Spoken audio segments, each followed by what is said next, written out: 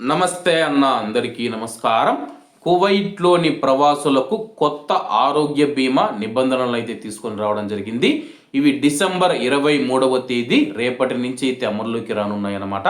ఎవరైతే కువైట్లో ప్రవాసులు ఉన్నారో వాళ్ళ కోసం హెల్త్ ఇన్సూరెన్స్ ఏదైతే ఉందో దానికి సంబంధించి కొత్త నిబంధనలు అయితే తీసుకొని రావడం జరిగింది.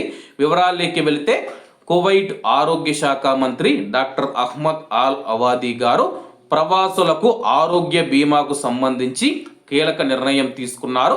1999 నాటి చట్టం నెంబర్ 1కి చేసిన సవరణల ప్రకారం కొత్త నిబంధనలు జారీ చేశారు. ఈ కొత్త నిబంధనలు, కొత్త రూల్స్ ఈ నెల డిసెంబర్ 23 రేపటి నుంచి అమల్లోకి రానున్నాయి. అలాగే రెసిడెన్సీ వీసాలు కలిగిన వారు ఎవరైతే ఉన్నారో ప్రభుత్వ, ప్రైవేటు రంగ ఉద్యోగులు, పెట్టుబడిదారులు, విద్యార్థులు మరియు ఫ్యామిలీ వీసాల పైన కువైట్లో ఉండేవారికి ఆరోగ్యానికి సంబంధించిన ఫీజును మనం చూసుకుంటే ఆరోగ్య బీమాకు సంబంధించిన ఫీజును 100 కువైట్ దినార్లుగా నిర్ణయించారు.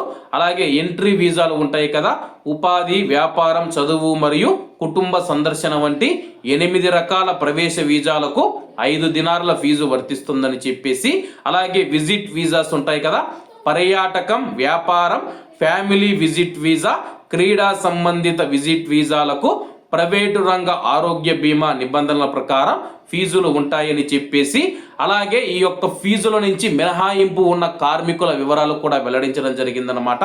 వ్యవసాయ రంగంలో పనిచేసేవారు, చేపల వేటలో ఉండేవారు, పశువుల కాపరులుగా పనిచేసేవారు, డైరీ కంపెనీ కార్మికులు కేవలం 10 దినార్ల రాయితీ ఫీజు ఉంటుందని చెప్పేసి, అలాగే ఇళ్లల్లో పనిచేసే గృహ కార్మికులు ఎవరైతే ఉన్నారో కువైట్ కుటుంబాల వద్ద పనిచేసే మొదటి 3 పనివారికి ఫీజు మినహాయింపు ఉంటుందని చెప్పేసి, ఒకవేళ ఆ ఇంట్లో 4వ వ్యక్తి నుంచి ఒక్కొక్కరికి 10 దినార్లు చెల్లించాల్సి ఉంటుందని చెప్పి తెలపడం జరిగింది. కువైట్లోని ఇళ్లలో పనిచేసే కార్మికులు 3 ఒకే ఇంట్లో పనిచేస్తే వాళ్ళకు ఎటువంటి ఫీజు ఉండదని చెప్పేసి, 3 కంటే ఎక్కువ ఉంటే అటువంటి వారికి ఒక్కొక్కరికి 10 దినార్లు చెల్లించాల్సి ఉంటుందని చెప్పేసి, అలాగే ఫీజు మినహాయింపు పొందేవారి వివరాలు కూడా వెల్లడించడం జరిగింది. కువైటీ పౌరులను వివాహం చేసుకున్న ప్రవాస మహిళలు, కువైటీ తల్లుల విదేశీ సంతానం, అలాగే దౌత్యవేత్తలు మరియు కొన్ని ప్రత్యేక వర్గాలు చెందిన వారికి ఈ ఫీజుల నుంచి మినహాయింపు ఇచ్చారు. అలాగే కొత్తగా జన్మించిన ప్రవాస శిశువులకు మొదటి 4 నెలల వరకు ఫీజు ఉండదు.